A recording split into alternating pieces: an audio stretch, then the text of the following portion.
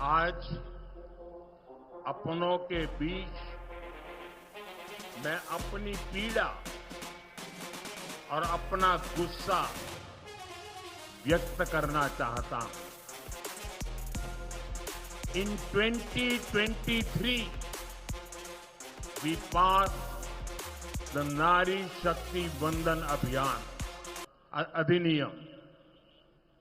And on the 16th of this month, we took a historic step to move towards implementing women's reservation in Parliament and legislative assemblies. மக்களே, இன்று நம்மவர்களிடையே நான் என்னுடைய வருத்தத்தையும் என்னுடைய ஆதங்கத்தையும் முன்வைக்க விரும்புகின்றேன்.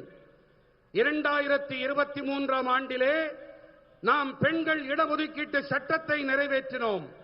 இந்த மாதம் 16ஆம் தேதியன்று நாடாளுமன்றத்திலும் சட்டப்பேரவைகளிலும் பெண்கள் இடஒதுக்கீட்டை அமல் செய்யும் வரலாற்று பூர்வமான அடியெடுப்பை படியினை நாம் எடுத்து வைத்தோம். मैंने पर्सनली सारी पॉलिटिकल पार्टी से इसे सपोर्ट करने की अपील की थी. I told them very clearly that they may take the credit.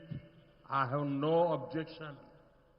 I only wanted sisters from ordinary families to be able to come to Parliament and Vidhan Sabha in greater numbers.